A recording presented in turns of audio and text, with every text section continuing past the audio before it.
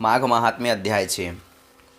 पूर्व समय में सतयुग के उत्तम निषेध नामक नगर में हेमकुंडल नाम वाला कुबेर के सदृश धनी वैश्य रहता था, जो कुलीन, अच्छे काम करने वाला, देवता, अग्नि और ब्राह्मण की पूजा करने वाला, खेती का काम करता था।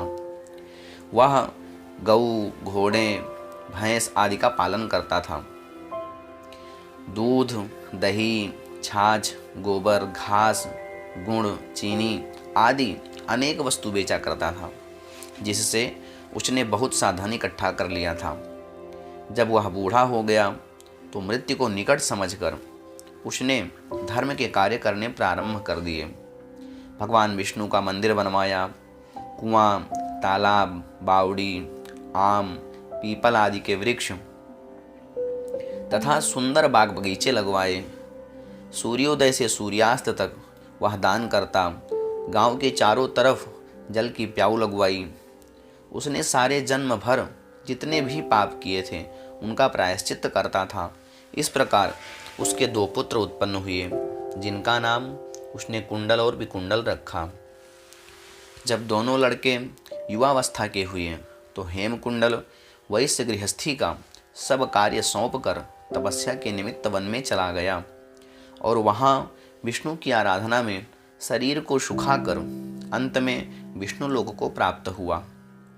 उसके दोनों पुत्र लक्ष्मी के मद को प्राप्त होकर बुरे कर्मों में लग गए। वैश्यागामी वीणा और बाजे लेकर वैश्याओं के साथ गाते फिरते थे। अच्छे सुंदर वस्त्र पहनकर, सुगंधित तेल आदि लगाकर, भांड और खुशामदियों से घिरे हुए हाथी की सवारी और सुंदर घरों में रहते थे। इस प्रकार ऊपर बोए बीज के सदृश वह अपने धन को बुरे कर्मों में नष्ट करते थे। कभी किसी सत्पात्र को दान आदि नहीं करते थे, ना ही कभी हवन, देवता या ब्रह्मा जी की सेवा तथा विष्णु का पूजन ही करते थे।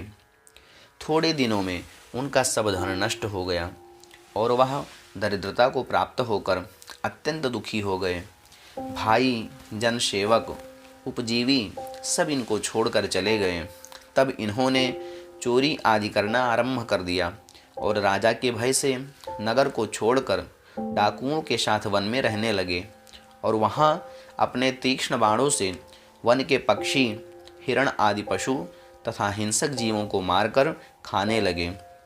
एक समय इनमें से एक पर्वत पर गया, जिसको सिंह मारकर खा गया, और दूसरा वन को गया, जो काले सर्प के डसने से मर गया। तब यमराज के दूत उन दोनों को बांधकर यम के पास लाए और कहने लगे कि महाराज, इन दोनों पापियों के लिए क्या आज्ञा है। माघ मास महात्म्य का 6वां अध्याय यहाँ पे समाप्त होता है। आगे की कथा सुनने के लिए हमारे आगे आने वाले वीडियो को देखें। धन्यवाद।